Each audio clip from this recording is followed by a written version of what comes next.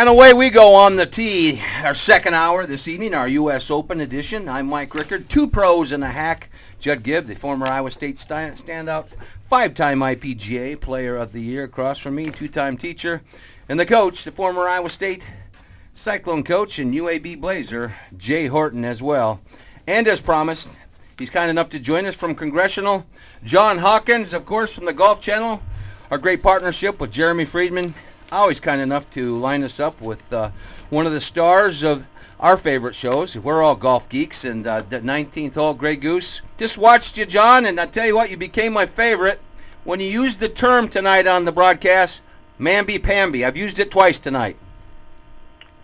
Well, we need to shake that one up a little. I had my good friend Steve Flesh sit next to me, lobbing softballs, and you know what? We gotta stir it up. It's U.S. Open week. It's a privilege to be on television, and I'm gonna bring it. That's my personal policy, my man. Well, you there at Congressional, and of course you went to college here, so you're back in the state where you went to college, and you looked very Congressional tonight on the set as well.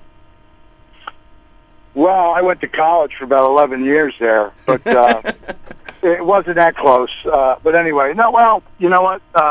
The shows from the majors are obviously the most fun, and we get pretty good size audience, and we get to go to 6 o'clock. And on site's always great when we got the weather we've had. It looks like it could be a really, really good week weather-wise. There are a couple of iffy spots on Friday, but I think overall, it's going to be just hoping for a great, competitively intense Open that's defined by championship golf and more than a guy losing it, a guy or two losing it. But we'll see. You'll see. Well, John, in the recent years, and certainly since Mike Davis took over the setup of the golf course, one of the big stories usually is he always has a drivable par 4, the graduated rough. This week being the U.S. Open, the golf course is always the star of the week. How does the golf course look, and does he have any drivable par 4s this week? Well, I think the golf course is in great shape. They haven't had much rain in this part of the country for a couple of weeks, I understand, and they had a lot of heat last week. I think the golf course, from what I saw, it's in excellent shape, and I talked to a bunch of guys today, and nobody was whining, so that's a good sign. This golf course, they've got some. I think they've got a couple of par 4s that are drivable whether they know it or not. But I don't think you're gonna. I don't think you're gonna see what you saw at Torrey Pines a couple of years ago, where he moved up I believe it was the 15th tee. I think there are some spots where you can drive it very close to the green, fellas. But I don't. This golf course is an outstanding meat and potatoes track with a really tremendous stretch of par 4s to finish, and I think it would be a little bit of a shame if they played the ladies' tees on one of them. I think the strength of the golf course is from the 14th hole on, and we never know with Davis, but I think you're gonna. I don't think you're gonna have a whole lot of guys driving par 4s this week. Well, it seemed like he kind of might have played with some of the par 5s. That I think it's the 6th hole he used to play as a par 4, and back in the Opens prior, and then when they used to have the tour event out there, and kind of made that back into, you don't see a USGA turning a par 4 back into a par 5, but kind of played with some shaved areas around the greens, and maybe tried to toughen it up that way a little. Yeah, I think he's begun to break out of the sort of the conventional thinking, the old world thinking that predominated USGA setups in the 80s and 90s. I think this guy's a progressive thinker. I know he listens to the players. That can get you more confused than ever. But overall, I think he's looking for something that is enjoyable. And another example of how they're trying to spice it up for the viewership is they're sort of setting up tee times in a real appealing way, with the 3 Italian guys playing together, and 1, 2, and 3 in the world. And I think you can go a little too far with that stuff, but overall they're trying to make it a TV-friendly event, especially the first 2 days with ESPN bringing the telecast to us. And, look, we need a little help this year. You know who's not there, and that's never good for ratings. So all the help we can get, right?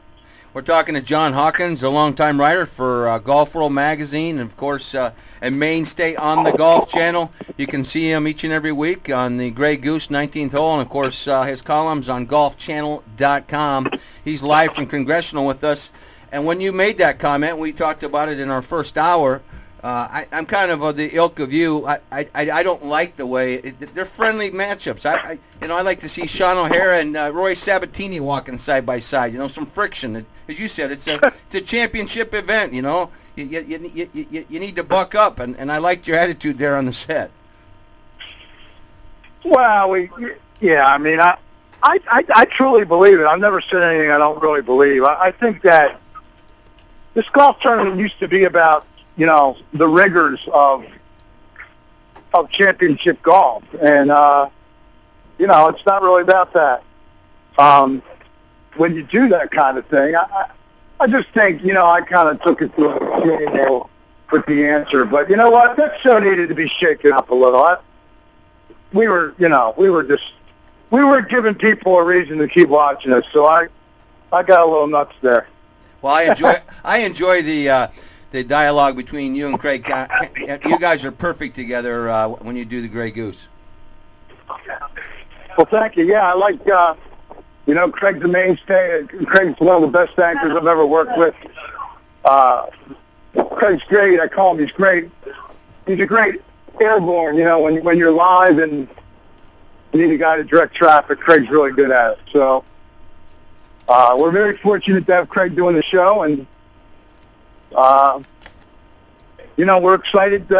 It's a fun show. It's a little different format this year. We're usually a half hour. We're an hour tonight because of the major, but we got a different fourth guy every week, and it's been kind of fun. It's a little different show every time. So I've enjoyed doing it, and I expect to enjoy continuing to do it.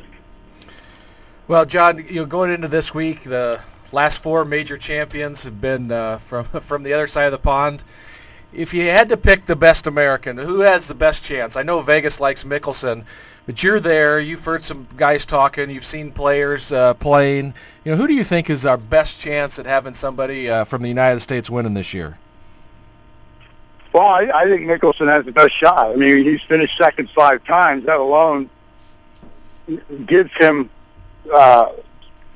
not just incentive, but he has a track record. I mean, nobody else in the field who's an American come close to that. I mean, you could look at Bubba Watson or a Matt Kuchar or a Nick Watney and talk about what a fine young player they are, but they haven't even, they haven't come close at this tournament. I mean, this is, Mickelson's found a lot of different ways to lose it, but to me, that's not all bad. He's been there time and time again. Let's remember that Mickelson had turned losing majors into an art form before he won the 2004 Masters, and he's since won 3 more. So I think this guy has made a career out of climbing tough hurdles and getting over big mountains, and I would expect him to do so. He turns 41 tomorrow, and I think he's got a lot of golf left in him. The guy with the sculpted body seems to be the one who's always hurt. The guy who looks like Mickey Lolich is the guy. Mickey Lolich playing. I love it. His guy playing all the innings or pitching all the innings. So, I would expect Mickelson to continue to be a factor at these things for a while to come. John, these guys are too young. Former Detroit Tiger, Mickey Lolich, fellas, for everybody listening across the state of Iowa. And we'd be remiss, before we let you go, because we are broadcasting across the entire state, your thoughts on Zach Johnson's possibilities of a top 10 finish. Let's just be realistic of a top 10 finish this week. Well, anytime, Zach has one of the best U.S. Open combos on paper. He drives it straight and he makes a ton of putts. And, I think if you were going to pick a major that he'd be least likely to win, it would have been the Masters. And he did that in rather underrated but heroic fashion, and then, this would be the major you would expect the most out of him. So, if Lee Jansen can win a couple of majors, Zach Johnson definitely can. He's a great competitor. He makes a lot of putts. He seems to have tailed off recently. You probably know his career flight a little better than me, but a guy like Zach Johnson, if he gets going early, he's proven himself on Sundays. He hasn't whiffed a lot of leads once he's gotten them. So he's certainly a guy who could factor here. But the key really is you've got to get off to a good start. You cannot be giving strokes away in the first 18 holes, especially if the weather remains as docile as it is, fellas. I mean, you just can't be coming in at 74 tomorrow. I would be shocked if guys didn't shoot 67, 68, and we find it getting tougher on the weekend. And that, if Johnson were able to come in the mid to high 60s, and then the golf course gets tougher, that would play. That would be a formula that would readily play into his hands. John Hawkins, we certainly appreciate you taking time. I know how dang busy you are out there right now at Congressional. We love your work on golfchannel.com and everything you do on the air. You've been a breath of fresh air since you joined the Golf Channel, and I appreciate your upfront and honest perspective, and you get right to the point, and that's always great to watch. Well, thanks for having me on. Anytime, fellas. All right. Have a great, we're jealous. Have a great weekend out there. Thank you. All right. John Hawkins from the Golf Channel, and when he used that term mamby-pamby, he became one of my, Alex Maselli's one of our guys, but Hawkins now with that mamby-pamby quote, right up there at the top, pal. Well, that Alex Maselli, that's fighting words for, those two guys, they could go at it pretty good right here on this show.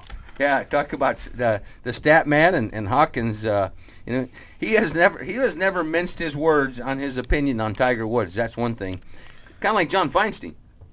Yeah, and that I hope this week's U.S. Open is way more about this tournament and the players that are leading, and not the fact that Tiger's not here, because I think it's a huge story. It's a way bigger story if Tiger was the number one player in the world and he wasn't here, but he's not anymore. He might be someday, but he's not, and he's not here, and I hope the U.S. Open is the main story. All right, let's take a break, come back, and we're going to talk to Gary Updegraff, one of our fine sponsors. It's Father's Day. He's going to give us a brief Father's Day preview, the specials he's got.